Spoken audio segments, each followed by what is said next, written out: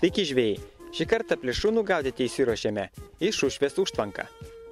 Girdėjome gandus, kad čia žvejai sugauna įvairių plėšrūnų. Netgi šnekama, kad čia sugauna gan stambių starkių. Be echoloto pagalbos tikrai neapsieisime.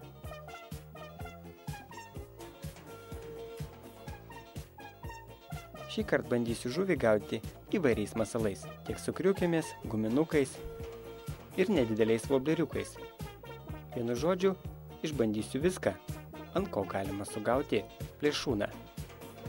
Nors kaip kurie žvejai teigia, kad vasarą plėšrūnai nekimba,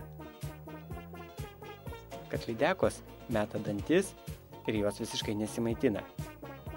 Mes tą teiginį bandysime paneigti.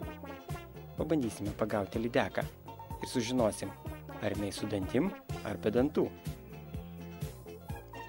O kaip seksis, dar pamatysime.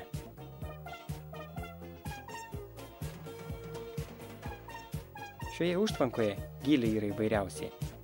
Ir 6, ir 8 metrai, ir seklumos. Tai Giedrius sulaukė pirmo kibimo. Ant mažo guminuko nedidelis ešerys. Sportiniu azartui pats tas. Jeigu norime sugauti daugiau ešerių, reikia pažaisti su guminukais, juos pakeitalioti, paraišiuoti sistemėlės. Vasarą toks laimikis tikrai dažnas.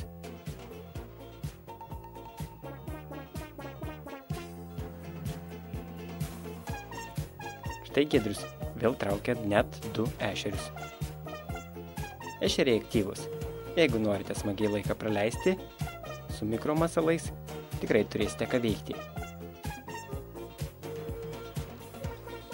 Aš plėšrūną bandysiu vilioti truputėlį didesniais guminukais.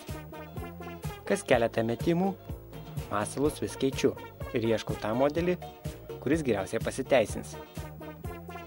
Štai sulaukiau ir kibimo. Ir pagal jėgą tikrai ne ešerys. Ši žuvis užkibo visai netoli žolių. Bando įlįsti į žolės. Visa laimė, kad valą naudoju pintą. Dėl to su žuvim galiu drąsiai kovoti. Ir jai neleisti lįsti į kelmus ar žolės. Žuvis tikrai stipri. Štai pasirodė lydeka. Apsisukus, vėl neria į gylį.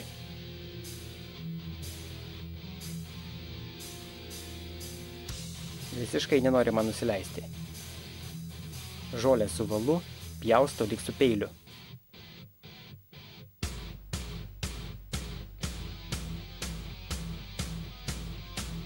Štai jį pagaliau graibšte.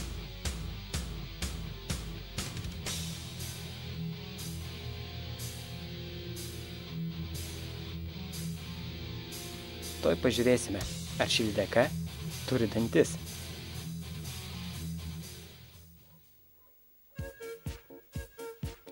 Manau, ji turėtų sverti netoli 2 kg. Ir kaip manote, dantų tikrai turi. Pirštų nenorėtų įsikišti.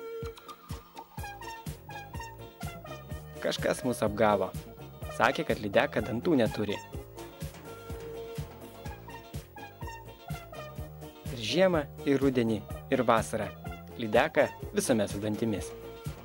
Jeigu netikite, pabandykite įkišti pirštus. Bandome keisti vietą. Pabandysime gaudyti ten, kur giliau. Gal koks starkis užkibs?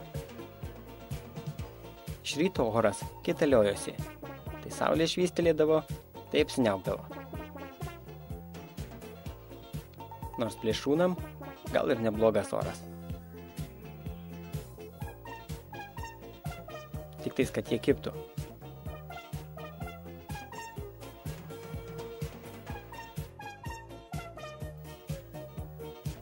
Štai Giedriui kibimas. Gal jau starkis? Nes užkibo pakankamai dideliam gyliai.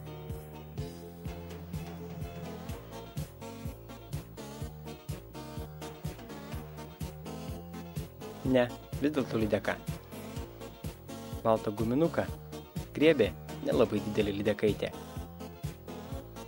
Bet į valtį jį keliauti visiškai nenori. Purtosi, vartosi